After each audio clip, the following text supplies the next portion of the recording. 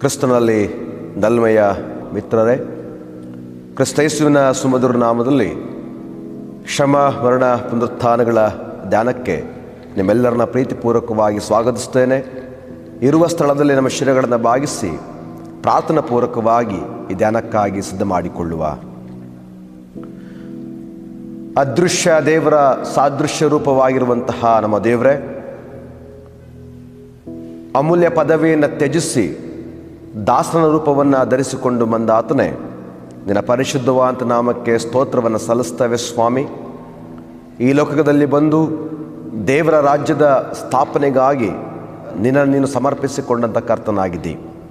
ಈಗ ಸ್ವಾಮಿ, ನಿನ್ನ ರಾಜ್ಯದ ಕುರಿತು ನಾವು ಮನನ ಮಾಡುವಾಗ ನಿನ್ನ ಬೋಧನೆಯ ಸತ್ಯಾಂಶವನ್ನು ನಾವೆಲ್ಲರೂ ಅರಿತುಕೊಳ್ಳಿಕ್ಕಾಗುವಂತೆ ಕ್ರೂಜೆಗೆ ದೃಷ್ಟಿಸುತ್ತಾ ನಾವೆಲ್ಲರೂ ಕೂಡ ನಮ್ಮ ಎಲ್ಲ ನ್ಯೂನತೆಗಳನ್ನು ನಿನ್ನ ಸನ್ನಿಧಾನದಲ್ಲಿ ಬಿಟ್ಟು ಸ್ವಾಮಿ ನಿನ್ನ ಮಹಿಮೆಗಾಗಿ ಬದುಕಲಿಕ್ಕಾಗುವಂತೆ ಸಹಾಯ ಮಾಡಿ ಎಂಬುದಾಗಿ ಕೇಳಿಕೊಡುತ್ತಾ, ವಾಕ್ಯ ಕೇಳುವಂತೆಲ್ಲ ಪ್ರಿಯರು ನಿನ್ನಗಾಗಿ ತಮ್ಮನ್ನು ತಾವು ಸಮರ್ಪಿಸಿಕೊಳ್ಳಲಿಕ್ಕಾಗುವಂಥ ಕೃಪೆಗೆ ನಡೆಸೆಂದು ಕ್ರಿಸ್ತನ ಪರಿಶುದ್ಧ ನಾಮದಲ್ಲಿ ಈ ಪ್ರಾರ್ಥನೆ ಬೇಡಿಕೊಳ್ಳುತ್ತೇವೆ.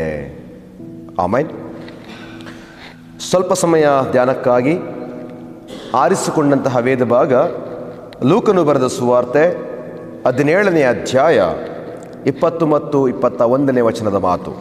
ಲೂಕನು ಬರೆದ ಸುವಾರ್ತೆ 17ನೇ ಅಧ್ಯಾಯ 20 ಮತ್ತು 21ನೇ ವಚನದ ಮಾತು. ಇಲ್ಲಿ ಬರೆದಿರುವಂತಹ ದೇವರ ಮಾತನ್ನು ಆಲಿಸುವ.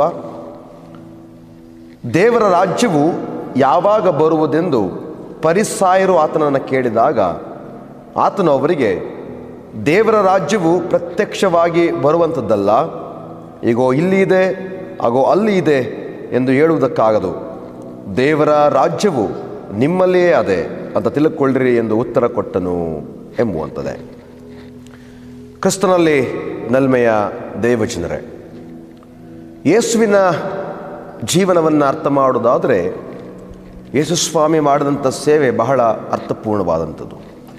ಇವತ್ತು ನಮಗೆ ಕೊಡಲ್ಪಟ್ಟಂತಹ ಪ್ರಸ್ತಾಪ ದೇವರ ರಾಜ್ಯದ ಕುರಿತಾಗಿ ಯೇಸುವಿನ ಬೋಧನೆ. ದೇವರ ರಾಜ್ಯದ ಕುರಿತಾಗಿ ಯೇಸುವಿನ ಬೋಧನೆ.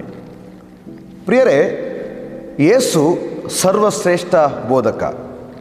ತನ್ನ ಬೋಧನೆ, ಜೀವನ, ಕಾರ್ಯದ ಮೂಲಕವಾಗಿ ಇಡೀ ದೈವಿಕ ರಾಜ್ಯದ ಸಂದೇಶವನ್ನು ಪ್ರತಿಯೊಬ್ಬರೂ ಕೂಡ ಅಳವಡಿಸಿಕೊಳ್ಳಿಕ್ಕಾಗುವಂತೆ ದೇವರು ನಡೆಸಿದ್ದಾನೆ.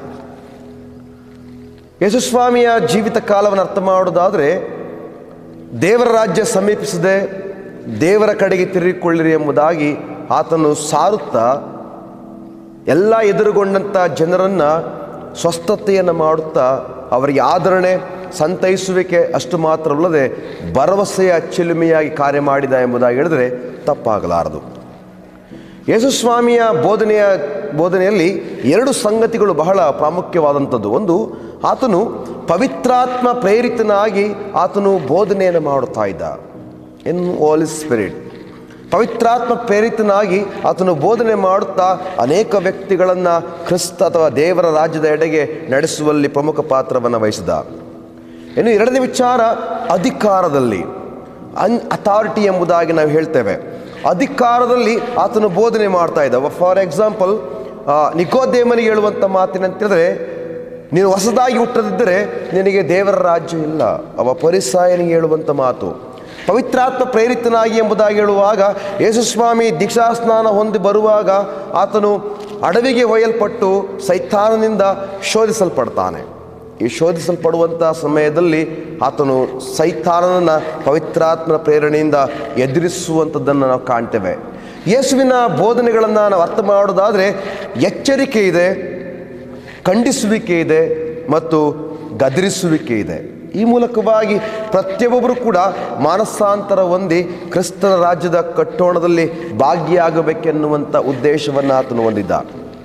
ಲೂಕನ ಸುವಾರ್ತೆಯನ್ನು ನಾವು ಅರ್ಥ ಮಾಡೋದಾದರೆ, ಲೂಕನು ತನ್ನ ಬರವಣಿಗೆಯ ಮೂಲಕವಾಗಿ ಕ್ರಿಸ್ತನ ರಾಜ್ಯ ಅಥವಾ ದೇವರ ರಾಜ್ಯ ಅದು ಸಾರ್ವತ್ರಿಕವಾದದ್ದು.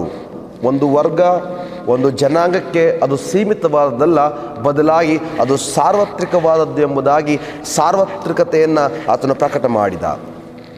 17ನೇ ಅಧ್ಯಾಯಕ್ಕೆ ನಾವು ಬರುವುದಾದರೆ ಇಲ್ಲಿ ಫರಿಸಾಯರು, ಒಂದು ವೇಳೆ ಫರಿಸಾಯರ ಕುರಿತು ನಾವು ಅರ್ಥ ಮಾಡುವುದಾದರೆ ಇವರು ಆತ್ಮಿಕ ವ್ಯಕ್ತಿಗಳು, ಸ್ಪಿರಿಚುವಲ್ ಪರ್ಸನ್ಸ್ ಎಂಬುದಾಗಿ ನಾವು ಕರಿತೇವೆ.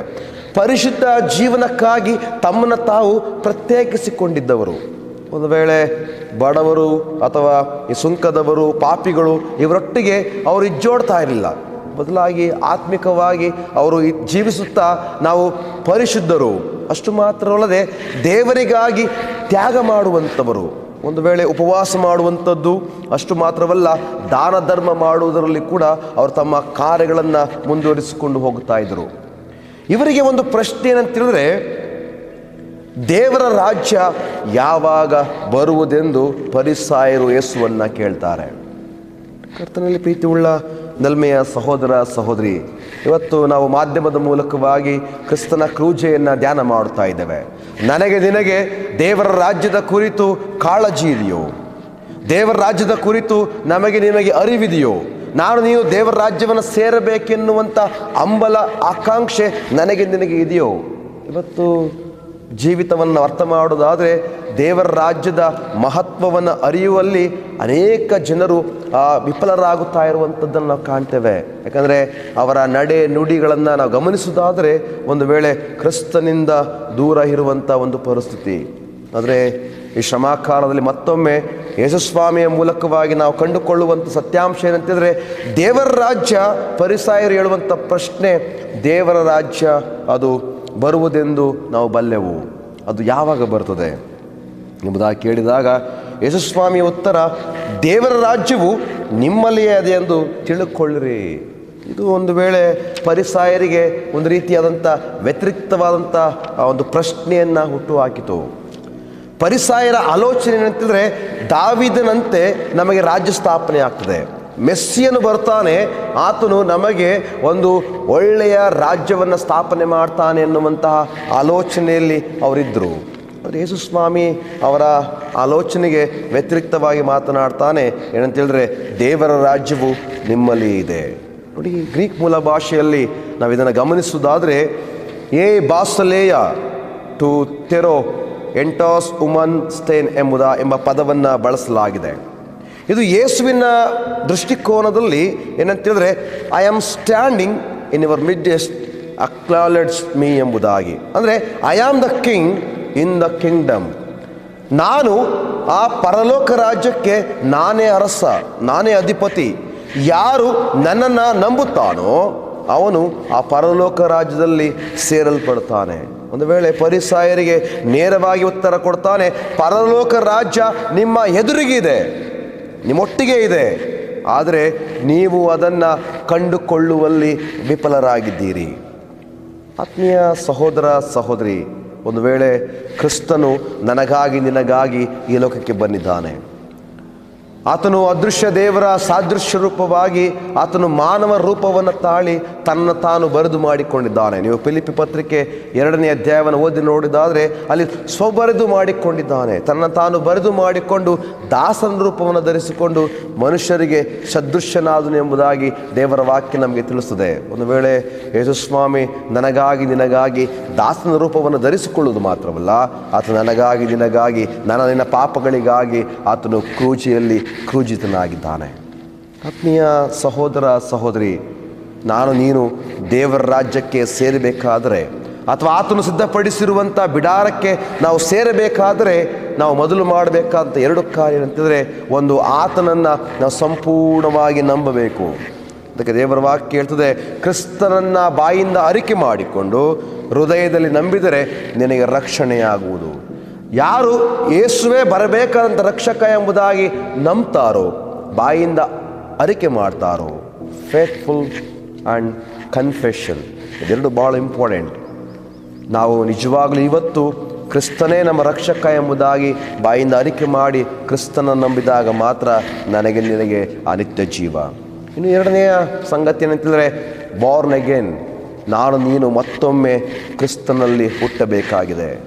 ಅವತ್ತು ನಿಕೋದೇಮನಿಗೆ ಹೇಳಿದ ಯೇಸುಸ್ವಾಮಿ ಇವತ್ತು ನನಗೆ ನಿನಗೆ ಹೇಳ್ತಾ ಇದ್ದಾನೆ, ನಾನು ನೀನು ಹೊಸದಾಗಿ ಹುಟ್ಟಬೇಕು. ದೇವರ ವಾಕ್ಯ ಬಹಳ ಸುಂದರವಾಗಿ ನಮ್ಗೆ ಹೇಳ್ತದೆ. ಅಂದರೆ ನಾವು ನಮ್ಮ ಪಾಪಗಳಿಗಾಗಿ ಪಶ್ಚಾತ್ತಾಪ ಪಡುವಂಥದ್ದು ಬಹಳ ಅಗತ್ಯ. ದೇವರ ವಾಕ್ಯ ಹೇಳ್ತದೆ, ಹುಟ್ಟಿದಂದಿನಿಂದ ನಾನು ಪಾಪಿಯೇ, ಮಾತೃಗರ್ಭವನ್ನು ಹೊಂದಿದಿಂದ ದ್ರೋಹಿಯೇ ಎಂಬುದಾಗಿ ದೇವರ ವಾಕ್ಯ ನಮಗೆ ತಿಳಿಸ್ತದೆ. ಆತ್ಮೀಯ ಸಹೋದರ ಸಹೋದರಿ, ಒಂದು ವೇಳೆ ನನ್ನ ಪಾಪ ಇವತ್ತು ದೇವರು ನನಗೆ ತೋರಿಸಿಕೊಡ್ತಾ ಇದ್ದಾನೆ, ಇವತ್ತು ಆತನ ಕೃಪೆಯನ್ನು ದೃಷ್ಟಿಸ್ತಾ ಇರುವಾಗ ಪಾಪಗಳಿಗಾಗಿ ನಾವು ಪಶ್ಚಾತ್ತಾಪ ಪಡುವಂಥದ್ದು. ಸ್ವಾಮಿ, ನಾನು ಪಾಪಿ, ನನ್ನ ಅಯೋಗ್ಯ, ನನ್ನನ್ನು ಮತ್ತೆ ನಿನ್ನ ಸನ್ನಿಧಿಗೆ ಸೇರಿಸಿಕೊ. ಅನೇಕರು ಕೂಡ ನೋಡಿ, ಯೇಸು ಸ್ವಾಮಿಯ ಬೋಧನೆಗಳನ್ನು ಅರ್ಥ ಮಾಡೋದಾದರೆ ಆತನು ತನ್ನ ಸಾಮ್ಯದ ಮೂಲಕವಾಗಿ ಕೂಡ ದೇವರ ರಾಜ್ಯದ ಬೋಧನೆಗಳನ್ನು ಆತನು ತಿಳಿಸುವಂಥದ್ದನ್ನು ನಾವು ಕಾಣ್ತೇವೆ. ಒಂದು ವೇಳೆ ಹುಳಿಹಿಟ್ಟಿಗೆ ದೇವರ ರಾಜ್ಯವನ್ನು ಹೋಲಿಕೆ ಮಾಡ್ತಾನೆ, ಅಥವಾ ಒಬ್ಬ ಮನುಷ್ಯನಿಗೆ ಹೋಲಿಕೆ ಮಾಡ್ತಾನೆ, ಮತ್ತು ಸಾಸಿವೆ ಕಾಳಿಗೆ ಹೋಲಿಕೆ ಮಾಡ್ತಾನೆ. ಅದಕ್ಕೆ ಸಾಸಿವೆ ಕಾಳಷ್ಟು ನಂಬಿಕೆ ಇದ್ದರೆ ಸಾಕು, ಈ ಬೆಟ್ಟವೂ ಸಹ ಕಿತ್ತುಕೊಂಡು ನಾಡ್ತದೆ. ಆತ್ಮೀಯ ಸಹೋದರ ಸಹೋದರಿ, ಮತ್ತೊಮ್ಮೆ ನಾವು ದೇವರ ಸನ್ನಿಧಿಯಲ್ಲಿದ್ದೇವೆ. ಒಂದು ವೇಳೆ ಯಾವ ಯಾವ ಪರಿಸ್ಥಿತಿಯಲ್ಲಿ ನಾವು ದೇವರ ವಾಕ್ಯವನ್ನು ಕೇಳುತ್ತಾ ಇದ್ದೇವೆ ಗೊತ್ತಿಲ್ಲ, ಆದರೆ ದೇವರ ರಾಜ್ಯ ಕ್ರಿಸ್ತನ ಮೂಲಕವಾಗಿ ನಮಗೆ ಕೊಡಲ್ಪಟ್ಟಿದೆ. ಆತನು ಹೇಳ್ತಾನೆ, ನಾನೇ ಮಾರ್ಗವು ಸತ್ಯವೂ ಜೀವವಾಗಿದ್ದೇನೆ ಎಂಬುದಾಗಿ. ಒಂದು ವೇಳೆ ಆತ ನಂಬುವ ಪ್ರತಿಯೊಬ್ಬನು ಆತನ ರಾಜ್ಯದಲ್ಲಿ ಸೇರಲ್ಪಡ್ತಾನೆ. ಆತ್ಮೀಯ ಸಹೋದರ ಸಹೋದರಿ, ಆದ್ದರಿಂದ ಈ ಪಶ್ಚಾತ್ತಾಪದ ಕಾಲದಲ್ಲಿ ನಮ್ಮನ್ನು ನಾವು ತಗ್ಗಿಸಿಕೊಳ್ಳೋಣ. ದೇವರು ಮತ್ತೊಮ್ಮೆ ತನ್ನ ಎರಡನೆಯ ಬರೋಣದಲ್ಲಿ ಆತನು ಬರಲಿಕ್ಕಿದ್ದಾನೆ. ನಮ್ಮನ್ನು ನಾವು ಸಿದ್ಧ ಮಾಡಿಕೊಳ್ಳೋಣ. ಕ್ರಿಸ್ತನೇ, ನಾನು ಪಾಪಾತ್ಮನು, ನನ್ನ ಹೃದಯದಲ್ಲಿ ಬಾ, ನನ್ನ ಜೀವನ ನಿನಗೆ ಮಾದರಿಯಾಗಲಿ. ಒಂದು ವೇಳೆ ನನ್ನ ಜವಾಬ್ದಾರಿ ಅಂತಂದರೆ ನೀನು ಮಾತ್ರ ದೇವರ ರಾಜ್ಯಕ್ಕೆ ಹೋದರೆ ಸಾಲೋದಿಲ್ಲ, ಬದಲಾಗಿ ಆಟಿಗೆ ಸೇರದಿರುವಂತಹ ಇನ್ನೂ ಅನೇಕ ಕುರಿಗಳಿವೆ, ಅವುಗಳನ್ನು ತರುವಂತಹ ಜವಾಬ್ದಾರಿ ನನಗೆ ನಿನಗೆ ಇದೆ. ಅದರಿಂದ ದೇವರ ವಾಕ್ಯ ಹೇಳ್ತದೆ, ಮೊದಲು ದೇವರ ರಾಜ್ಯಕ್ಕಾಗಿ ನೀತಿಗಾಗಿ ತವಕ ಪಡು, ಅವುಗಳ ಕೂಲ ಎಲ್ಲವೂ ನಿನಗೆ ದೊರಕುತ್ತದೆ ಎಂಬುದಾಗಿ. ಆದ್ದರಿಂದ ಈ ಲೌಕಿಕವಾದಂಥ ಆಶೆಪಾಶಗಳಿಗೆ ಒಳಗಾಗದೆ ಎಲ್ಲವನ್ನು ತ್ಯಜಿಸಿ ದೇವರ ಮಹಿಮೆಗಾಗಿ, ದೇವರ ಕಾರ್ಯಗಳಿಗಾಗಿ ನಾವು ನಮ್ಮನ್ನು ತಗ್ಗಿಸಿಕೊಂಡು, ದೇವರೇ ನನ್ನ ಮೂಲಕವಾಗಿ ನೀನು ಕಾರ್ಯ ಮಾಡು ಎಂಬಂತಹ ಆ ದೀನತೆಯಲ್ಲಿ ಮುಂದೆ ಹೋಗಲಿಕ್ಕಾಗುವಂತೆ ದೇವರಾತ್ಮನು ನಮ್ಮನ್ನು ಈ ಧ್ಯಾನದ ಮೂಲಕವಾಗಿ ಮುನ್ನಡೆಸಲಿ. ಆಮೇನ್. ಪ್ರಾರ್ಥನೆ ಮಾಡೋಣ. ಪವಿತ್ರನಾಗಿರುವಂತಹ ನಮ್ಮ ದೇವರೇ, ನಿನ್ನ ಕೃಪೆಗಾಗಿ ಸ್ತೋತ್ರ ಮಾಡ್ತೇವೆ. ನೀನು ಕೊಟ್ಟಂಥ ವಾಕ್ಯಕ್ಕಾಗಿ ಸ್ತೋತ್ರ. ವಾಕ್ಯದ ಮೂಲಕವಾಗಿ ಮಾತನಾಡಿದ್ದಿ, ಕೇಳಿದಂತೆ ಎಲ್ಲ ಪ್ರಿಯ ದೇವಚಂದ್ರ ಸ್ವಾಮಿ ನಿನ್ನನ್ನು ಕಂಡುಕೊಳ್ಳಲಿಕ್ಕಾಗುವಂತೆ, ನಂಬಲಿಕ್ಕಾಗುವಂತೆ, ಅಷ್ಟು ಮಾತ್ರವಲ್ಲ ಹೊಸದಾಗಿ ಹುಟ್ಟಲಿಕ್ಕಾಗುವಂಥ ಕೃಪೆಗೆ ನಡೆಸುವ ಆ ಮೂಲಕವಾಗಿ ನಿನ್ನ ರಾಜ್ಯದಲ್ಲಿ ಬಲಾ ನಂಬಿಗಸ್ತನಾದ ಒಳ್ಳೆಯ ಆಳು ನೀನು, ದಣಿಯ ಸೌಭಾಗ್ಯದಲ್ಲಿ ಸೇರಿ ಎನ್ನುವಂತಹ ಆ ಬಿರುದನ್ನು ಹೊಂದಿಕೊಳ್ಳಿಕ್ಕಾಗುವಂಥ ಕೃಪೆಗೆ ನಡೆಸು ಎಂಬುದಾಗಿ ಕೇಳಿಕೊಳ್ಳುತ್ತಾ ಕ್ರಿಸ್ತನ ಪರಿಶುದ್ಧ ನಾಮದಲ್ಲಿ ಈ ಪ್ರಾರ್ಥನೆಯನ್ನು ಬೇಡಿಕೊಳ್ಳುತ್ತೇವೆ. ಆಮೇನ್.